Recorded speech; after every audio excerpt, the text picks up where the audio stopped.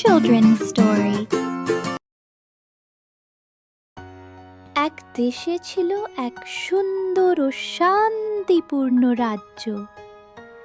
সেখানে থাকতেন এক দয়ালু ও বুদ্ধিমতী মেয়ে, রাজকুমারী যারা। তিনি বই পড়তে, পশু পাখিদের ভালোবাসতে এবং রাজ্যের মানুষদের সাহায্য করতে খুব পছন্দ করতেন। একদিন পুরনো রাজপ্রাসাদের পাশে হাঁটতে হাঁটতে যারা দেখতে পেল একটি ছোট দরজা, যা লতাপাতায় ঢাকা ছিল। কৌতূহলবশত সে দরজাটি খুলে ফেলল এবং প্রবেশ করল একটি গোপন বাগানে, যেখানে ঝলমলে ফুল ও গান গাইছে এমন পাখিতে ভরা ছিল। বাগানের মাঝখানে ছিল একটি পাথরের ফোয়ারা।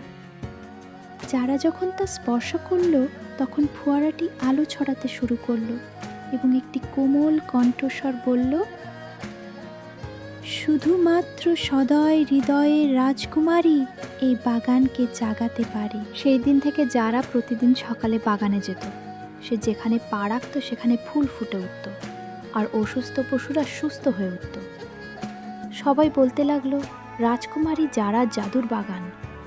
কিন্তু একদিন বাগানটি মলিন হয়ে গেল, ফুলগুলো মুছে গেল আর পাখিরা গান থামিয়ে দিল। যারা দুঃখ পেল, কারণ সে বুঝতে পারছিল না কেন এমন হলো। পরে সে বুঝতে পারল সে এতটাই ব্যস্ত হয়ে পড়েছিল যে এই বাগানের সৌন্দর্য আর কারোর সঙ্গে ভাগ করে নিচ্ছিল না। তখন যারা সিদ্ধান্ত নিল সে গোপন দরজাটি সবার জন্য খুলে দেবে। শিশুরা খেলতে লাগলো, বয়স্করা বিশ্রাম নিল, আর পাখিরা আবার গান ধরল। বাগানটি আগের চেয়েও বেশি রঙিন হয়ে উঠল। এরপর থেকে রাজকুমারী যারা শুধু মুকুটে নয়, তার মমতা ও ভালোবাসায় রাজত্ব করতে লাগলো, আর তার সদয় হৃদয় সেই বাগানকে চিরদিনের জন্য জাগিয়ে রাখল। Magic into the world.